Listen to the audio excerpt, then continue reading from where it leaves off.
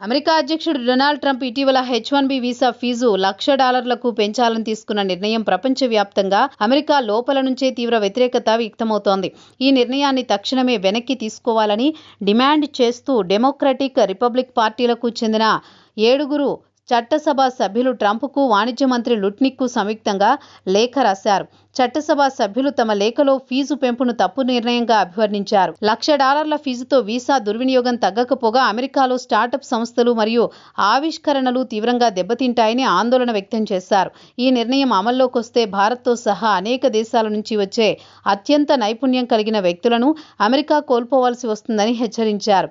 పెద్ద కంపెనీలు ఈ భారీ ఫీజులు చెల్లించినా చిన్న సంస్థలు మాత్రం H-1B వీసా అభ్యర్థులను నియమించుకోవడానికి వెనుకాడతారు అని లేఖలో స్పష్టం చేశారు. దీన్ని ఉద్యోగ అవకాశాలపైనే కాకుండా మొత్తం అమెరికా ఆవిష్కరణల వ్యవస్థనే ప్రతికూల ప్రభావం పడుతుందని వారు పేర్కొన్నారు. H-1B వీసా ఖర్చు పెరగడం వల్ల అమెరికాలోని టెక్ ప్రాజెక్టులు విదేశాలకు తరలిపోయే ప్రమాదం ఉందని చట్టసభ సభ్యులు హెచ్చరించారు. చారిత్రాత్మకంగా గుర్తు చేస్తూ వారిని నిరుత్సాహపరచడం అమెరికా ప్రయోజనాలకు వ్యతిరేకమని స్పష్టం చేశారు. ఇదే సమయంలో విదేశీయులను తక్కువ జీతాలకు నియమించుకునే అవుట్సోర్సింగ్ వ్యవస్థలపై కఠిన చర్యలు తీసుకోవాలని ప్రభుత్వాన్ని కోరారు.